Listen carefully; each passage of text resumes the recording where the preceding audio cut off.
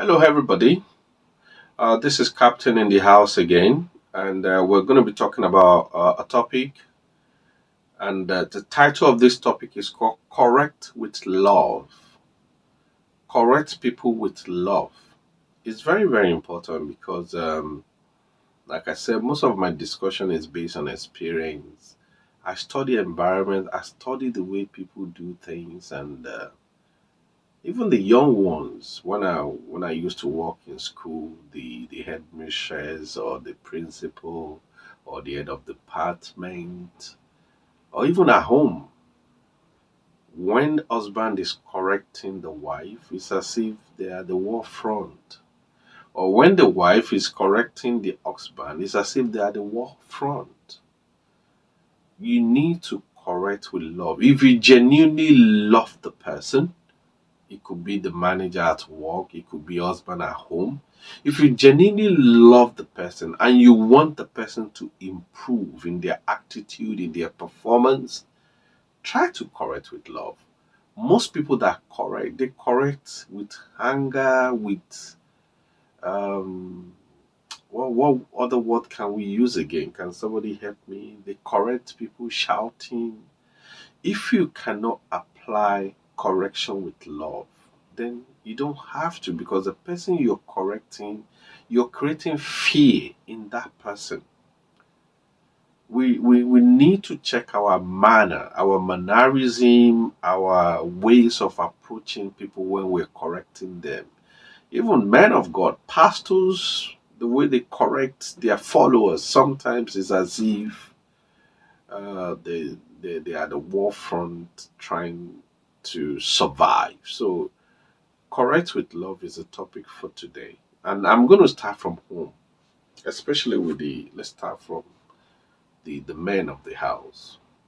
When you see your partner or your wife making some mistakes, show them the reason why the correction is required. First of all, identify the mistake, identify what the problem is, then you apply the solution. Okay, you're doing this wrong. I think it would be nice if you do it this way. That's a better way to correct people than saying, "Oh, you're doing it again, you're at it." Oh, no. Correct with love. Sometimes when you sign a contract of marriage that says for better, for worse, when the worst surface,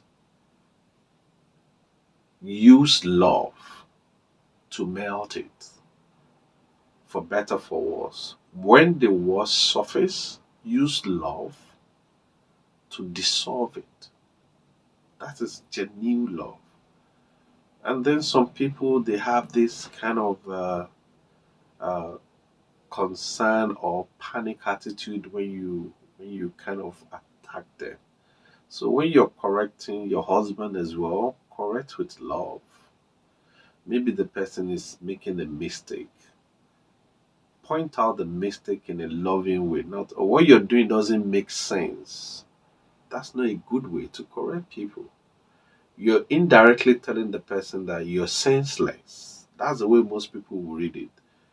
Or what you're doing, I don't think is right. Why not let's approach it this way?